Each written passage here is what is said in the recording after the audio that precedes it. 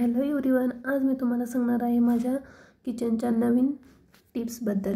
ही tricks म्हणजे आपण जेव्हा तांबे किंवा पितळाचे भांडे वापरतो तेव्हा ते खूप खराब होतात। विशेषतः देवपूजेसाठी आपण तांब्याचा कलश आणि एक ताट नेहमी वापरत असतो, तर ते डेली यूजमध्ये असतं तर भरपूर खराब होतं, एकदम त्याच्यावर डाग वगैरे आलेले असतात। तर घरच्या घरी ते डाग कसे रिमूव्ह करायचे हे मी तुम्हाला सांगणार आहे। ही माझी ट्रिक वापरली तर नक्की तुमचे ही भांडे रोज चकाकतील। त्यासाठी आपण लिंबू आणि थोडं मीठ घ्यायचं आहे। तर लिंबू कट करून घ्यायचं आणि कट केलेला हा पार्ट त्यामध्ये थोडंसं मीठ टाकायचं आणि ते पहिल्यांदा कळशी किंवा जोही तुमचं तांब्याचं भांडं असेल त्यावरती फिरवून घ्यायचं आहे। हलक्या हाताने फिरवलं तरी ते आपोआप त्याचे डाग निघतात आणि मग आपल्याला आपल्या व्यवस्थित तारेच्या घासणीने तेव्हा मात्र मेहनत लागते, तेव्हा थोडंसं प्रेस करूनच घासायची आहे कळशी किंवा जेही तुमचं भांडं असेल ते एकदम व्यवस्थित घासल्यानंतर ना तुम्ही पाहू शकता ती माझी कळशी किती चकाकते। आणि आता हा कलश आहे तो बघितला तर एकदम कळकटलेला होता।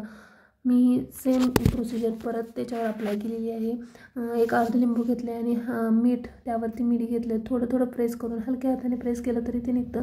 तर ते प्रेस करून मी व्यवस्थित हा तांबा घासून घेतला आहे। त्यानंतर ना साबण आणि घासणी याने थोडा जोर लावूनच आपल्याला भांडे घासून घ्यायचे आहे। ते व्यवस्थित घासल्यानंतर ना तुम्ही नंतर ना पहा हा तांबा किती चकाकतोय, सेम त्या कळशीसारखा। हा सर्वात जास्त काळा झाला होता कारण की 3-4 दिवस झाले मी याला घासलं नव्हतं। समय वगैरे थोडं व्यवस्थित आहे कारण की आता दसऱ्याच्या वेळेसच मी समय क्लीन केली होती।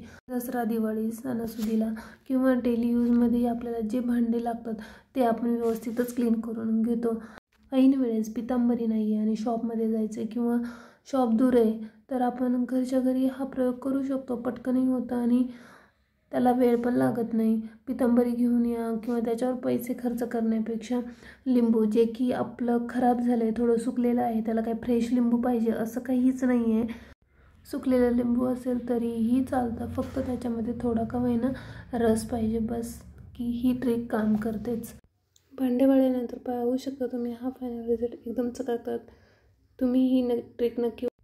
थँक्यू।